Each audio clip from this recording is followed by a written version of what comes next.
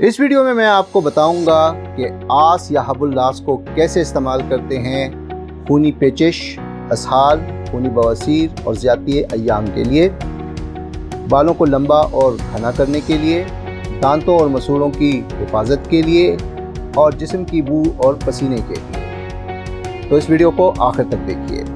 हकीम साहब चैनल पर खुशामदीद। इस चैनल में मैं आपको तिब्बी यूनानी और कुदरती तरीका इलाज के बारे में मालूमात देता हूँ।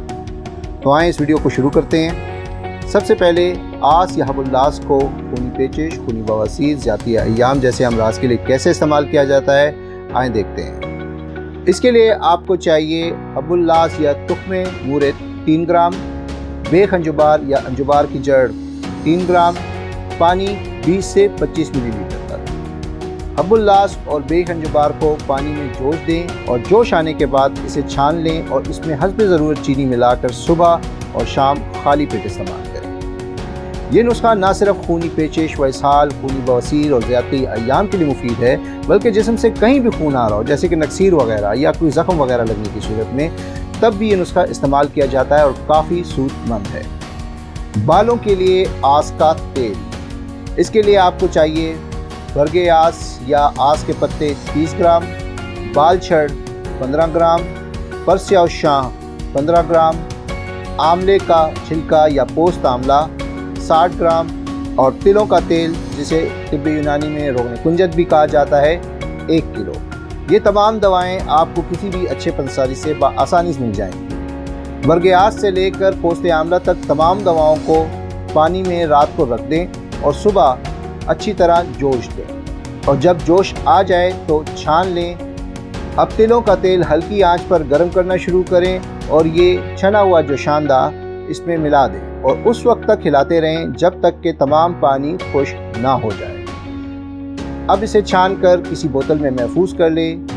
आस का तेल तैयार है। ये तेल हफ्ते में 2 से 3 बार 5 मिनट के लिए बालों में मालिश करें और उसके 2 घंटे बाद 3 गर्म पानी के साथ धो लें। ये तेल ना सिर्फ बालों की हिफाजत करता है बल्कि इन्हें लंबा और घना भी करता है। दांतों और मसूड़ों के लिए आस का मंजन। इसके लिए आपको चाहिए आस के पत्ते या बरगे आस 50 ग्राम, कबाब खंदा 50 ग्राम, आकर करहा 25 ग्राम, काली मिर्च 25 ग्राम और नौशादर 25 ग्राम। ये तमाम दवाएं बाज़ार में आसानी दस्तयाब हैं। इन तमाम दवाओं को कूट कर, छान कर सफ़ूफ बना लें और बतौर मंजन रोज़ाना रात को 2 मिनट तक दांतों पर मलें और उसके बाद मसवाक या टूथपेस्ट कर लें। ये मंजन ना सिर्फ दांतों को मजबूत करता है बल्कि मसूड़ों की हिफाजत भी करता है और पायूरिया जैसे अमराज के लिए भी काफ़ी मुफीद है। पसीने और बदबू के लिए, जल जाने की सूरत में, वर्मों और दानों के लिए। इसके लिए आपको चाहिए आस के पत्ते या बरगे आस 100 ग्राम, काफूर 50 ग्राम, संदल पाउडर 25 ग्राम। इन तीनों दवाओं को कूट कर छान लें और इसे पानी या नारियल के तेल में हस्ब ज़रूरत मिलाएं ताकि लेप बन जाए और मुतासरा जगह पर इस्तेमाल करें।